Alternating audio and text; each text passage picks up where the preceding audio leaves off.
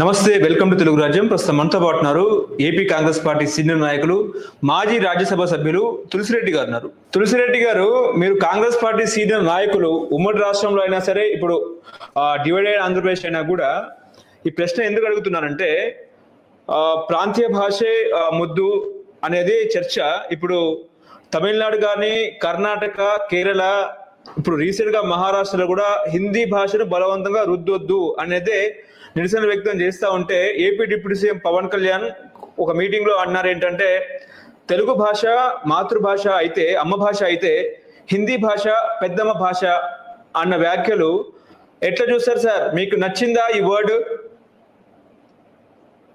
సరే, కానీ నా అభిప్రాయం ప్రకారంగా త్రిభాషా సూత్రము కరెక్ట్ నా అభిప్రాయం. ఎందుకంటే మనము ప్రపంచంలో ఉన్నాము, దేశంలో ఉన్నాము, రాష్ట్రంలో ఉన్నాము. అంటే డెఫినెట్ గా మాతృభాష. దాని తర్వాత వచ్చేసి జాతీయ భాష అనేది ఒకటి, ఎక్కువ మంది మాట్లాడే భాష జాతీయ భాష. మూడవది ప్రపంచ భాష. కాబట్టి త్రిభాషా సూత్రం కరెక్ట్ అని నా అభిప్రాయం. అది ఎందుకు మరి తమిళనాడు కానీ మిగతా రాష్ట్రాలు కానీ అది అడ్వాంటేజే కానీ డిసడ్వాంటేజ్ ఎందుకు అవుతుంది? దానికి కొంచెం అంత కసి పెంచుకోవాల్సిన అవసరం మీద నాకు అర్థం కావట్లేదు. ఇప్పుడు మనం కూడా వచ్చేసి మనకు తెలుగు అవసరమే. ఇప్పుడు పివి నరసింహారావుకు 14 భాషలు తెలుసు అన్నారు, బహుభాషా కోవిదుడు. అది ఆయనకు అడ్వాంటేజే కదా. ఏమొచ్చేసి హిందీ భాష నేర్చుకుంటే వచ్చిన నష్టం ఏమంటే నాకు అర్థం కావట్లేదు. అది అడ్వాంటేజే కదా. ఇప్పుడు ఇంగ్లీష్ నష్టపోయేది వాళ్ళు, తమిళ్ కానీ తెలుగు కానీ నేర్చుకోకపోతే నష్టపోయేది హిందీ వాళ్ళు. మనం వచ్చేసి తెలుగు, హిందీ, ఇంగ్లీష్ 3 వచ్చిందనుకో మంచిదే కదా. అది వచ్చేసి మనకు అదేవిధంగా తమిళియన్స్ వచ్చేసి తమిళ్, హిందీ, తర్వాత ఇంగ్లీషు, ఇంకా పొరుగు దక్షిణాది భాషలు, ఇంకో భాషలు వస్తే మేలే కదా. దానికి ఎందుకు అది హిందీని వ్యతిరేకించాలనో, దాన్ని అంత కసి పెంచుకోవాలో నాకేం అర్థం కావడం. అది అడ్వాంటేజ్ తప్పని వచ్చేసి అడిషనల్ లాంగ్వేజ్ తెచ్చుకోవడం. మన భాషను వచ్చేసి తక్కువ చేస్తే ఇప్పుడు అంతేగాని మన భాష ఉంటూ, మాతృభాష ఉంటూ అడిషనల్ భాష తెచ్చుకుంటే తప్పేముంది? ఆ విషయంలో నాకు తెలిసి పవన్ కళ్యాణ్ గారు అప్రోచ్ అంటే హిందీ భాష నేర్చుకుంటే ఉపాధి రాదు, ఇంగ్లీష్ నేర్చుకుంటే ఉపాధి లభిస్తుంది. బయట మనము విదేశాల్లో వెళ్ళినా కూడా ఇంగ్లీషే మాట్లాడతాం కదా సార్. ఇప్పుడు వచ్చేసి ఉత్తరప్రదేశ్ కు పోతే, బీహార్ కు పోతే ఆడేమి హిందీ అవసరం లేదా? నువ్వు ఇంగ్లీష్ నేర్చుకోవద్దని చెప్తే కదా. ఇంగ్లీష్ నేర్చుకోమంటున్నాము, హిందీ నేర్చుకొని ఈవెన్ వచ్చేసి తెలుగుతో పాటు తమిళ్. ఇప్పుడు నేనే ఉన్నాను, నా మిస్సెస్ తమిళను, నేను తెలుగు.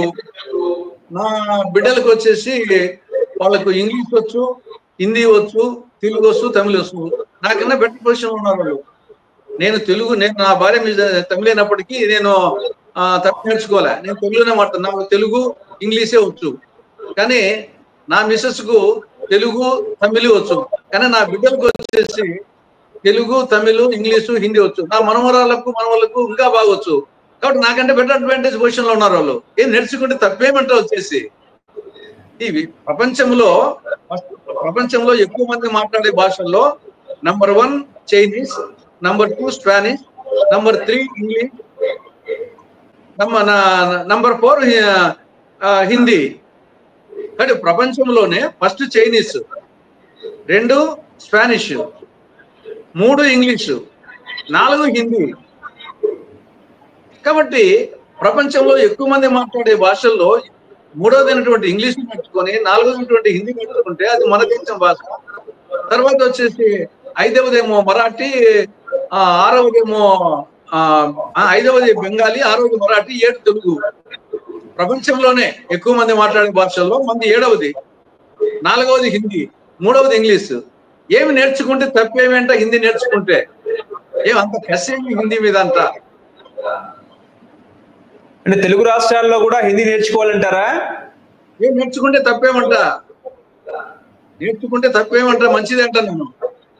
ఇప్పుడు గతంలో రేవంత్ రెడ్డి పార్లమెంట్ లో, సార్ తులసిరెడ్డి గారు, ఒక క్వశ్చన్ ఏంటంటే, తులసిరెడ్డి గారు గతంలో పార్లమెంట్ సమావేశాలు నడుస్తా ఉంటే రేవంత్ రెడ్డి గారికి హిందీ రాదు, బండి సంజయ్ గారికి హిందీ రాదు, నిర్మలా సీతారామన్ హిందీ రాదు అన్నట్టు కూడా మాట్లాడినారు.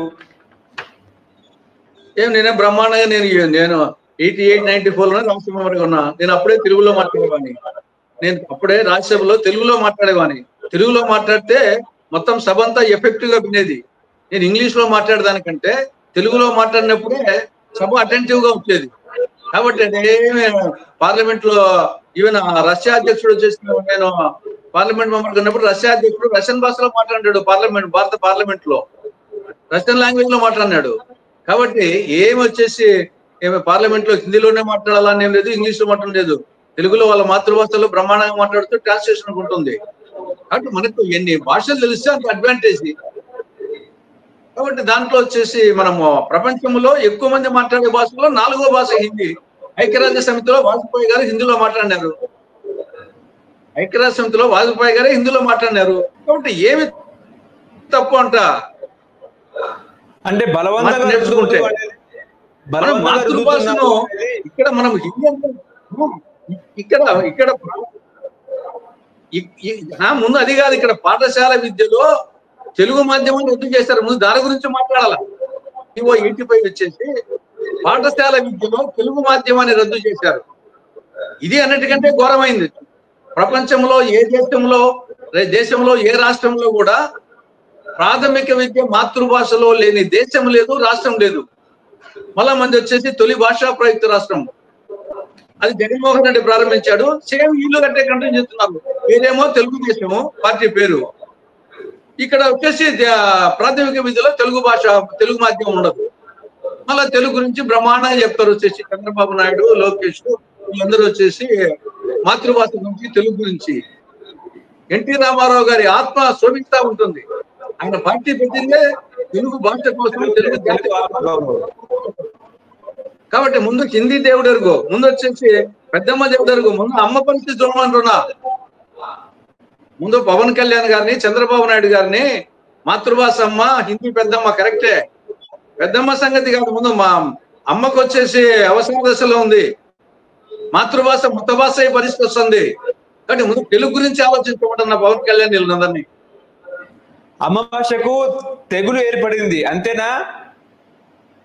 ఏది అసలు ప్రాథమిక విద్యలో, పాఠశాల విద్యలో తెలుగు మాధ్యమం రద్దు చేశారంటే ఇది ఇంకొక చారిత్రక తప్పిదం.